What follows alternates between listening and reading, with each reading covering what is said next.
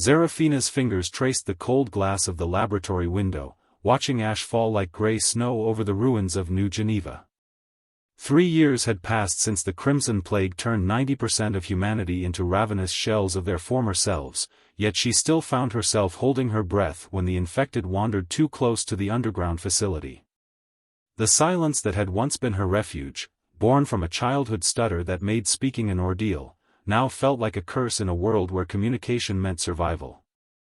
Dr. Caleth Morrigan's footsteps echoed through the sterile corridors as he approached her observation post. His weathered face bore the weight of countless sleepless nights spent searching for a cure that seemed increasingly elusive. "The samples from Sector 7 are ready for analysis," he said, his voice barely above a whisper.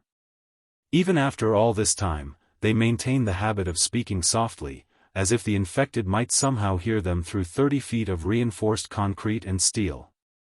Zerafina nodded, turning away from the desolate landscape above. Her dark hair, once meticulously maintained, now hung in practical braids that kept it from interfering with her work. She had been Dr. Morrigan's research assistant before the outbreak, specializing in viral immunology. Her inability to speak clearly during presentations had kept her in the background, but now her keen analytical mind was one of their most valuable assets in the fight for humanity's survival. The laboratory buzzed with quiet activity as their small team of survivors worked tirelessly. Zephyra Nightwind, a former military communications specialist, monitored radio frequencies for signs of other survivor colonies. Her cybernetic arm, a replacement for the limb she'd lost during the evacuation of Chicago, moved with mechanical precision as she adjusted the equipment. Beside her, Octavius Ironheart, a gruff former construction foreman, maintained their generators and security systems with the methodical care of someone who understood that a single malfunction could mean death for them all. The newest addition to their group sat in the corner, methodically cleaning weapons with the focused intensity of someone trying to forget. Lysander Stormraven had arrived 2 weeks ago, half dead from exhaustion and infected bites that had somehow failed to take hold. His immunity to the Crimson Plague made him invaluable for supply runs, but the haunted look in his green eyes suggested he'd paid a heavy price for his resistance.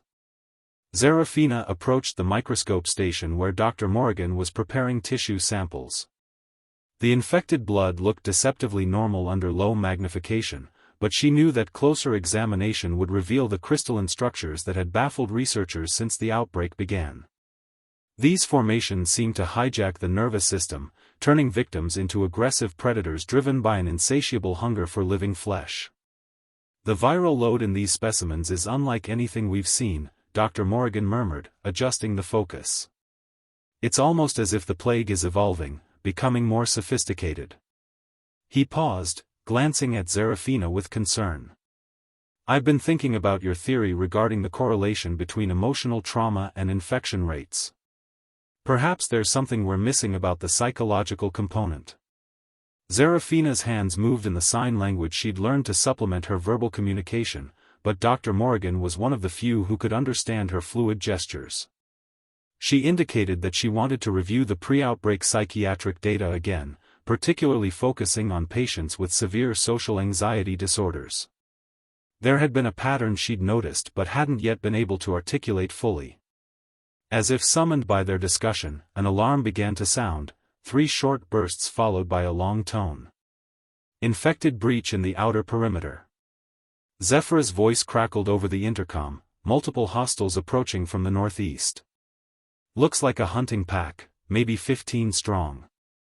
The infected had begun displaying pack behavior in recent months, another troubling evolution that suggested the plague was becoming more than just a mindless contagion. Zerafina felt the familiar tightness in her chest that accompanied moments of crisis. For years, her inability to speak clearly had made her feel powerless in important situations. But as she watched her companions spring into action, she realized that her silence had taught her to observe, to analyze, to find solutions others might miss.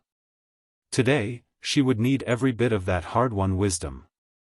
The facility's emergency lighting cast long shadows as the team moved through their practiced defensive positions.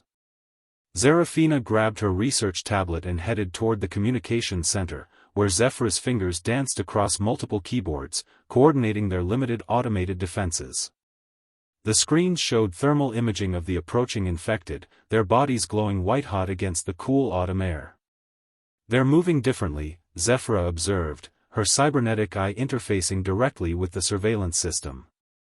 "More coordinated than usual. It's like they're..." She paused, studying the patterns. "They're flanking us. Since when do infected use military tactics?" Lysander checked his rifle and moved toward the armory, his movements economical and precise. The bite scars on his left arm were still healing, a reminder of his last encounter with the infected. "They've been learning," he said grimly. "The pack I encountered near the ruins of Springfield worked together to corner me. They're not just hungry anymore, they're hunting." Dr. Morrigan sealed the laboratory samples in the emergency vault, his hands shaking slightly as he inputted the security codes. Years of research into the Crimson Plague had shown him how quickly their situation could deteriorate. "If they breach the outer barriers, we implement Protocol 7, he announced. "Zerafina, are the backup data cores ready for transmission?" She nodded, her fingers already working to compile their most critical research onto encrypted drives. The weight of their responsibility pressed down on her shoulders. They weren't just fighting for their own survival, but for the future of humanity itself. Every sample, every observation, every theory could be the key to understanding the plague and potentially reversing its effects. Octavius's voice boomed over the intercom from the security station. "First barrier is holding, but they're testing weak points. Smart bastards are using the smaller ones to probe our defenses while the big ones hang back." His construction background had proved invaluable in fortifying their position, but even his reinforced barriers had limits. The infected had once been people, teachers, parents, children, lovers. Zerafina forced herself to remember this as she watched them on the monitors. The plague didn't just steal life, it perverted it, turning love into hunger and human connection into predatory instinct. Sometimes, in the more recently infected, she could still see traces of who they had been: a woman in a nurse's uniform who moved with medical precision, a man whose infected form still wore a wedding ring. Through the surveillance feed, she observed something that made her blood run cold. One of the infected, a tall figure in the remnants of a military uniform, seemed to be directing the others with deliberate gestures. Its movements were too purposeful, too organized for a mindless predator. She quickly captured screenshots and began analyzing the figure's behavior patterns. "Zephyra," she called, her voice barely audible but urgent enough to get the communication specialist's attention. When Zephyra looked over, Zerafina pointed to the screen and used sign language to convey her discovery. The infected weren't just evolving, they were being led. Zephyra's expression darkened as she understood. If they're developing leadership hierarchies, we're looking at an entirely new phase of the plague. She quickly began recording the infected leader's behavior, noting how it used different types of gestures to coordinate the pack's movements. Lysander returned from the armory, laden with weapons and ammunition. "Whatever's happening out there, we need to be ready for anything. I've seen what organized infected can do." He distributed equipment to each team member, his scarred hands steady despite the approaching threat.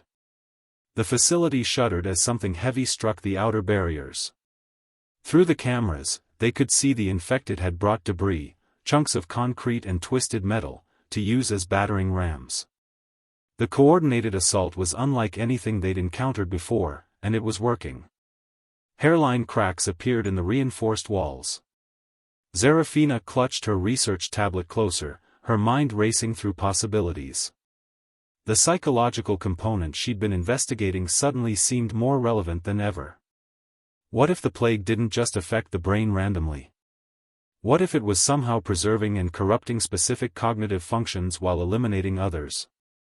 The implications were staggering, and terrifying. Dr. Morrigan appeared beside her, his face pale but determined. "Whatever you're thinking, Zerafina, now would be the time to share it. We need every advantage we can get." His faith in her insights had grown over the months, and she could see the desperate hope in his eyes. As another impact shook the facility, Serafina realized that her years of silence might finally serve a greater purpose. She had learned to communicate in ways that went beyond words, to understand the subtle languages of behavior and instinct. If the infected were developing their own form of communication, perhaps she could find a way to understand it, and use it against them. The second barrier gave way with a thunderous crack that reverberated through the underground facility. Emergency klaxons wailed as Octavius's voice crackled over the intercom, "They're through the outer perimeter. Initiating lockdown sequence now." Heavy blast doors began sliding shut throughout the complex, sealing off sections in a desperate attempt to slow the infected advance. Serafina's hands moved rapidly across her tablet, pulling up her research on infected behavior patterns. The data she'd been collecting over months of observation suddenly formed a terrifying picture. The plague wasn't randomly destroying neural pathways, it was selectively preserving those related to pack hunting, tactical thinking, and social hierarchy while eliminating empathy, fear, and individual self-preservation. "They're not just infected anymore," she managed to say, her voice steadier than it had been in years. The approaching crisis had somehow burned away her usual speech anxiety, replacing it with urgent clarity. "They're becoming something else entirely."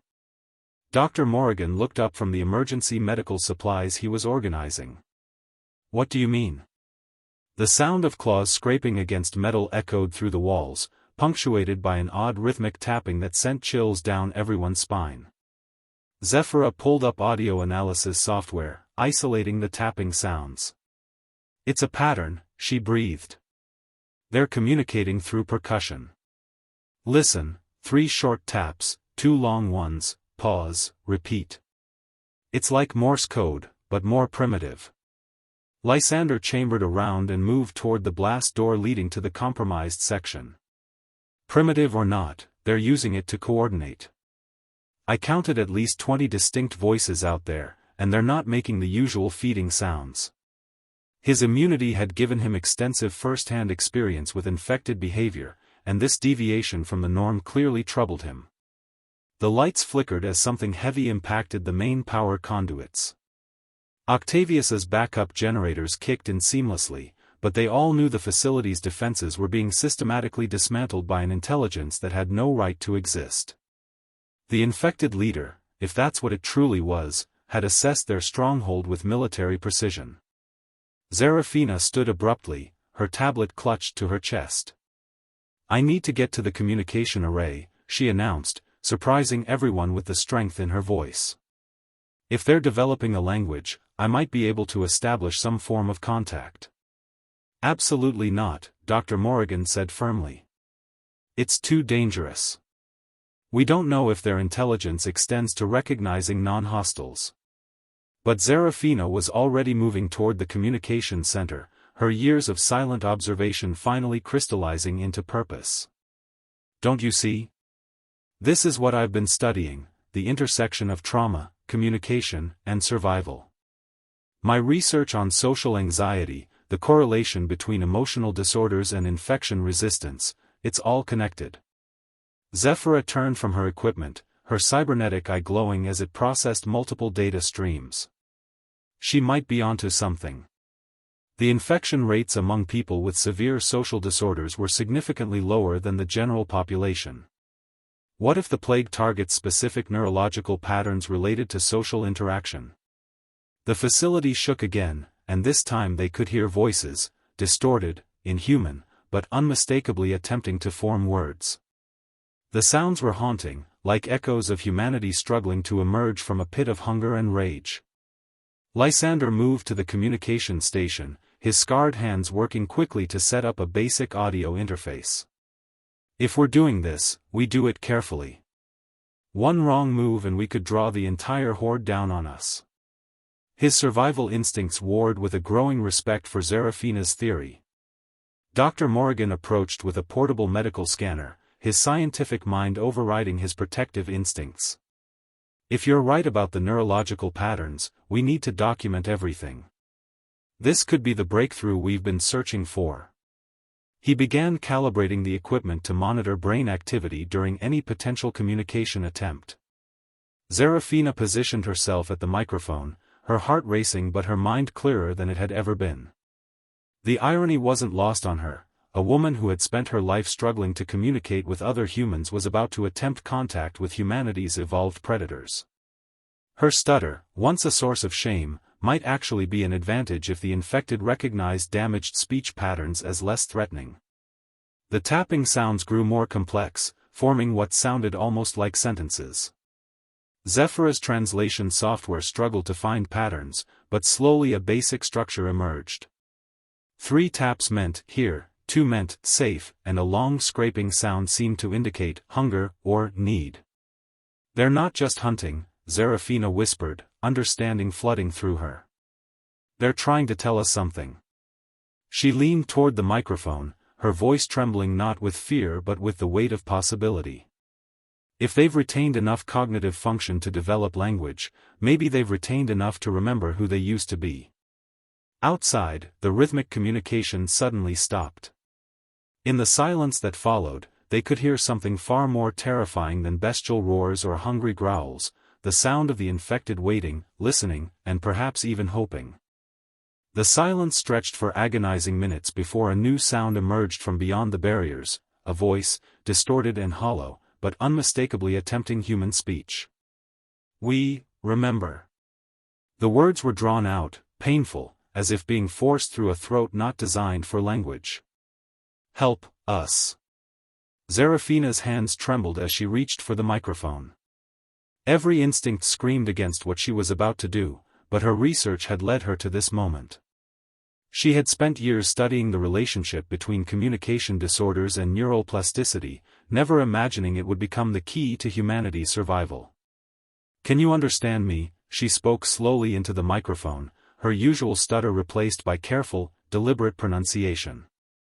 The response came immediately, not the feeding frenzy they expected, but a collective sigh that seemed to echo with profound sadness.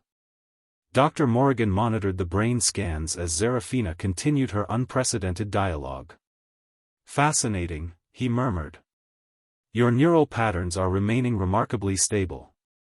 It's as if your speech impediment is creating a communication frequency they recognize as non-threatening." Zephyra worked frantically to boost and clarify the audio signals. Through the static, more voices joined the first, a chorus of the infected attempting to form words. "Lost, so lost," came through clearly, followed by fragments that might have been names: Mary, help Mary, find children.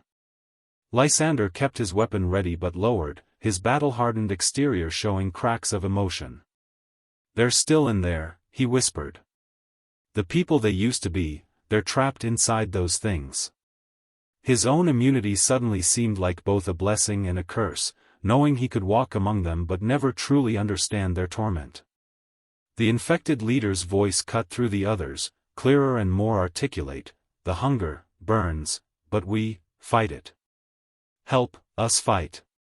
The tactical intelligence they'd observed was apparently paired with a desperate struggle for self-control that had been invisible from the outside. Zerafina leaned closer to the microphone. "We're trying to help. We're researchers, looking for a cure." The response was immediate and heartbreaking, a sound that could only be described as sobbing, but from dozens of throats simultaneously. Octavius's voice came over the intercom from the security station: "I'm seeing something strange out here. They're backing away from the barriers. Not retreating, just giving us space." For the first time in 3 years, the infected were showing restraint rather than relentless aggression. Dr. Morrigan pulled up the facility's medical database, cross-referencing pre-outbreak records with current observations. "Zerafina, your theory about trauma and infection resistance, I think you're more right than we realized. Look at this data: individuals with severe social anxiety, autism spectrum disorders, and communication impediments showed significantly higher survival rates and, in some cases, retained more cognitive function post-infection." The implications were staggering. The Crimson Plague hadn't been an equal opportunity destroyer, it had been selective, targeting specific neurological patterns while leaving others partially intact. Those who had struggled with traditional social communication before the outbreak had somehow retained enough of themselves to fight the infection's worst effects. Zephyrus' cybernetic eye processed the communication patterns emerging from the infected group. They're organizing into smaller units based on retained memories. Family groups, work colleagues, people with shared experiences. The social bonds they formed before infection are still partially intact. The leader's voice came again, stronger now. We are. Varden. Was Varden. Led, soldiers. Now lead, the lost. Cannot control hunger long. You must help before we lose ourselves again. Zerafina felt tears running down her cheeks as the full weight of the situation hit her. These weren't mindless monsters, they were people trapped in a waking nightmare, fighting every moment against an alien hunger that threatened to consume what remained of their humanity. Her research had been leading toward this revelation for months, but the reality was more profound than she'd dared imagine. Varden, she said carefully, we need to work together. Can your people stay in control long enough for us to run some tests? We think we might be close to understanding how the infection works. The response chilled them all. Time, running out. Others coming. The fully lost, they hunt us too. Cannot hold territory much longer. If you help, we fight them. If not, we become them. Dr. Morrigan looked at his team with grim determination. We're not just fighting for a cure anymore. We're fighting for the souls of everyone who's been infected. The research that had seemed impossible just hours ago suddenly became an urgent rescue mission for thousands of partially aware minds trapped in infected bodies. Lysander checked his equipment and moved toward the blast door controls. If we're going to help them, we need to move fast. I can provide escort if anyone needs to get closer for research purposes. Zerafina stood up from the communication station, her voice stronger than it had ever been. Then we go out there. Together. The blast doors opened with a pneumatic hiss that seemed to echo through eternity. Zerafina stepped forward first, her research tablet secured to her chest and a portable communication device in her hands.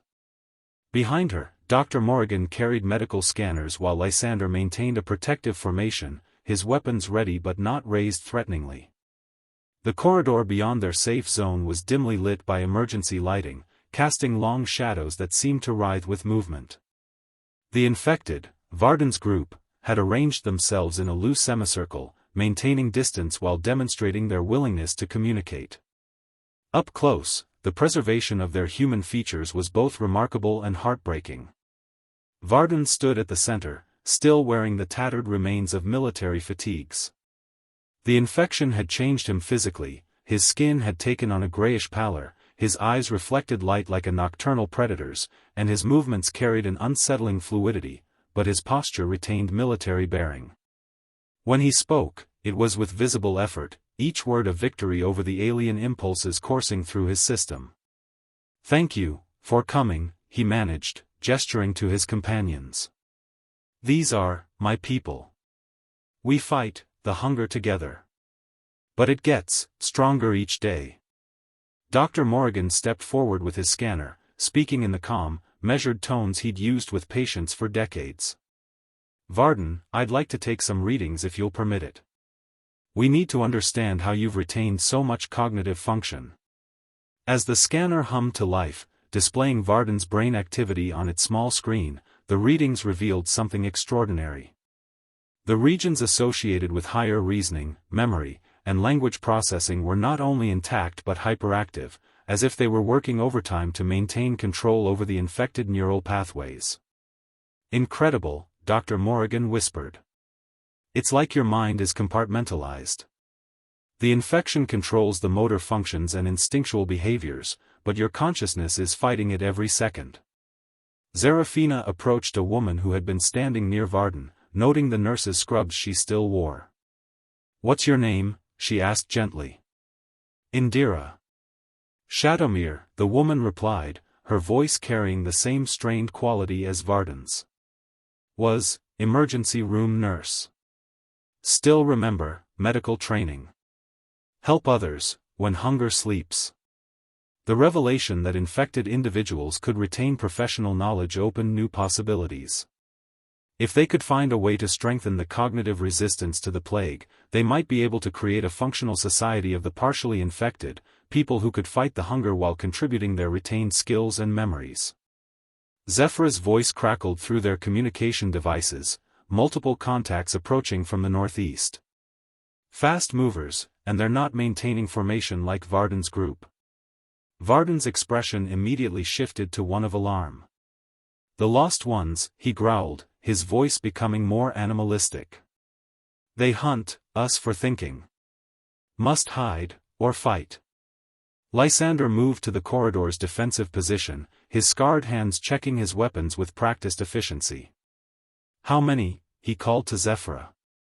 At least 30, maybe more.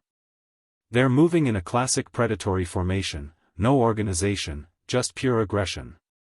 Dr. Morrigan continued his scans, working frantically to collect as much data as possible before they were forced to retreat. The readings from Varden's group showed a fascinating pattern. Their brain activity spiked in unison when they sensed the approach of the lost ones, as if their retained humanity was triggering a collective defense response. We need samples, Zerafina announced, pulling out a medical kit. If we can analyze the neurochemical differences between the partially aware and the fully lost, we might find the key to strengthening cognitive resistance. Indira extended her arm without hesitation. Take what you need. For cure, for others. Her sacrifice, offering part of herself to potentially save others, demonstrated that empathy and altruism had survived the infection in those who could resist its full effects. The approaching howls grew louder, echoing through the facility's corridors with mindless hunger. Varden's group began to shift, their human intelligence warring with instincts that demanded they either flee or fight. The tension in the air was palpable as civilized behavior struggled against primal survival impulses. Can your people fight alongside humans? Lysander asked Varden directly, recognizing that they might need every advantage in the coming confrontation. Varden's response was both hopeful and terrifying: we fight, better than humans. But if we lose control in battle, we become lost ones too. Zerafina realized they were about to witness the most dangerous moment in the infected's daily existence, the point where their retained humanity would either triumph or be consumed by the very instincts they'd been fighting. The blood samples she'd collected might be their only chance to understand and preserve the miracle of partial resistance before it was lost forever. As the first of the lost ones appeared at the far end of the corridor, moving with the fluid grace of perfect predators, she made a decision that would change everything: we fight together, or we fall separately. The lost ones struck like a wave of concentrated hunger and rage, their movements coordinated only by shared instinct rather than conscious thought. Unlike Varden's group, these infected showed no trace of their former humanity. They were the plague's perfect expression, evolved beyond recognition into something that existed solely to feed and spread. Lysander's rifle barked repeatedly as he picked off the lead attackers, but for every one that fell, two more seemed to take its place. His immunity allowed him to stand in the open corridor without drawing the focused attention that warm, uninfected blood would normally attract, but even he had limits. Varden and his people moved with a terrifying efficiency that combined human tactical knowledge with infected physical capabilities. They were faster and stronger than they had been in life, but they fought with purpose rather than mindless aggression. Indira used her medical training to identify vulnerable points on the attackers, calling out instructions in the broken speech patterns of the partially aware. Cervical spine, at C2, quick twist. She called out as she helped coordinate their defense. The infected doctor beside her, a man named Corvain Duskweaver who had retained his surgical knowledge, demonstrated the technique with precise, economical movements. Dr. Morrigan continued his scans even as chaos erupted around him, his scientific mind recognizing that this battle provided unprecedented data on infected behavior under stress. The readings showed that Varden's group was burning through their cognitive reserves at an alarming rate, their brain activity shifting toward the same patterns displayed by the attackers. "They're losing the fight," he called out to Zerafina, who was documenting everything on her tablet while staying behind the partial cover of a support beam. The stress of combat is accelerating the progression toward full infection. Serafina watched in fascination and horror as Varden's tactical commands became more fragmented, his words giving way to gestures and then to the same percussive communication they'd observed earlier. The humanity they'd worked so hard to preserve was being consumed by the very act of defending it. Zephyr's voice crackled through their communication devices, "I'm picking up massive movement from all directions. This isn't just a hunting pack, it's a coordinated assault. Someone or something is directing them." Through the smoke and chaos, a figure emerged from the rear of the attacking force. It moved with the same fluid grace as the other lost ones, but its behavior was distinctly different.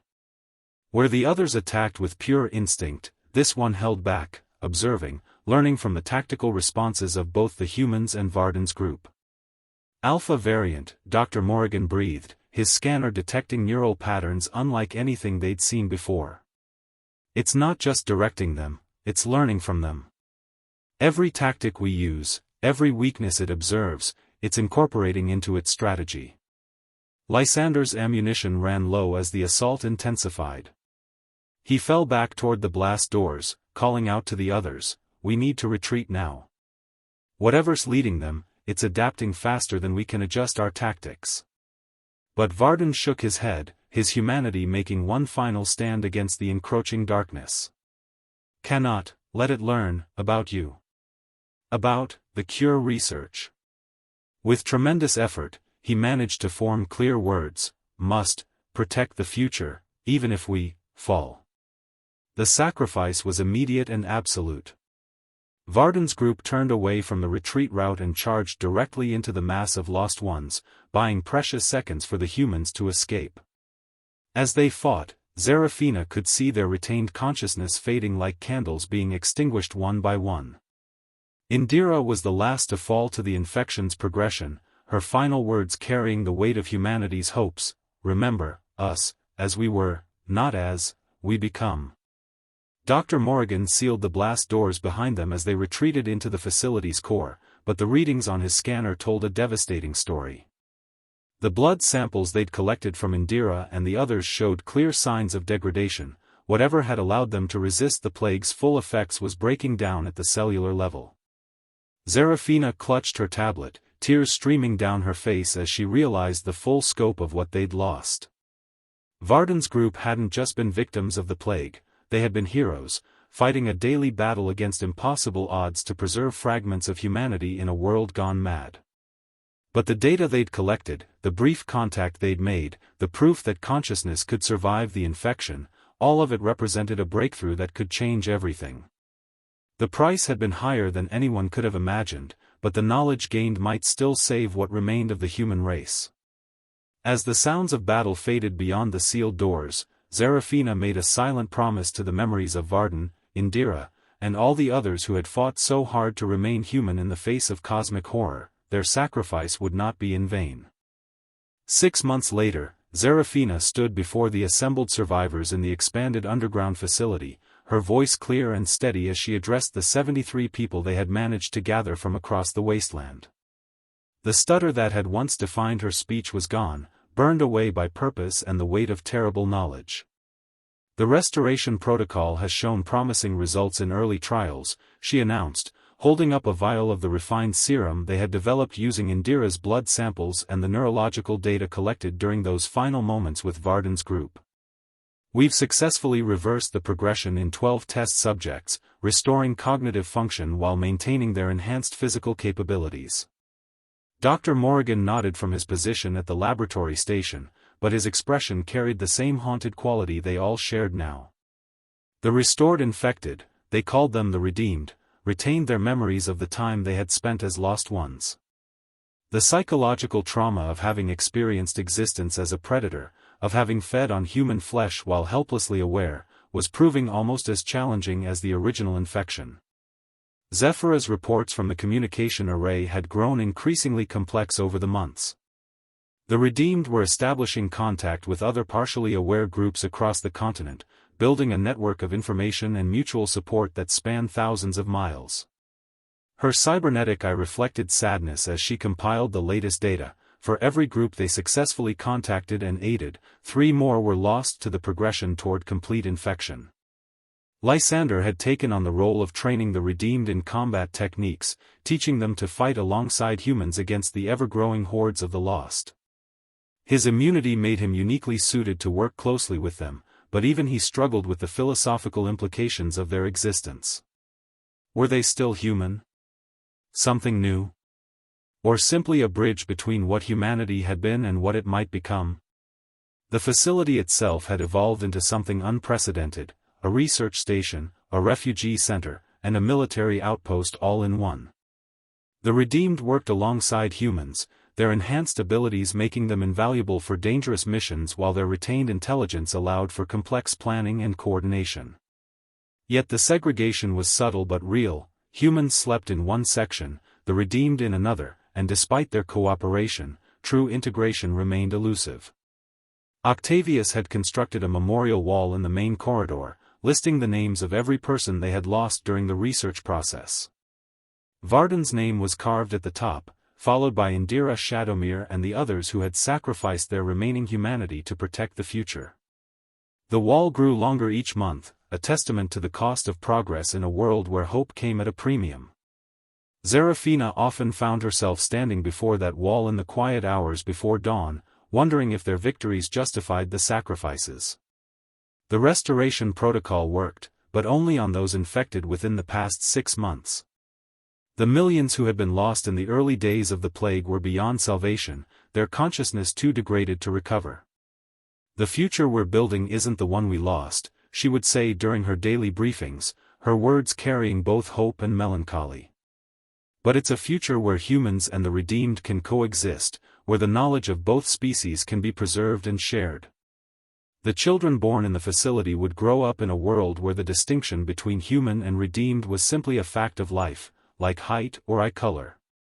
They showed no fear of their enhanced neighbors, playing games that incorporated both human creativity and infected physical capabilities. Perhaps they represented the true future, a generation for whom the old boundaries no longer applied. Yet questions lingered in the quiet moments between crises. The Alpha variant that had led the assault 6 months ago had never been found. Zephyra's long-range scans suggested it was still out there, still learning, still evolving. Dr. Morrigan's projections indicated that the lost ones were developing new capabilities with each passing season, as if the plague itself was adapting to their countermeasures. As Zerafina finished her presentation and watched the mixed crowd of humans and redeemed disperse to their daily tasks, she realized that their story was far from over. They had found a way to reclaim fragments of the future that had been lost, but the world beyond their walls remained dark and dangerous. The silence that had once been her refuge had become her strength, teaching her to listen for the subtle communications that connected all thinking beings, human, redeemed, and perhaps even the lost ones themselves. In that silence, she could hear the whispers of possibility, the faint hope that someday the divisions created by the plague might heal. But she could also hear something else, a patient intelligence in the darkness beyond their sanctuary, waiting, learning, and preparing for the next phase of evolution. The war for humanity's future was far from over, and the greatest challenges still lay ahead.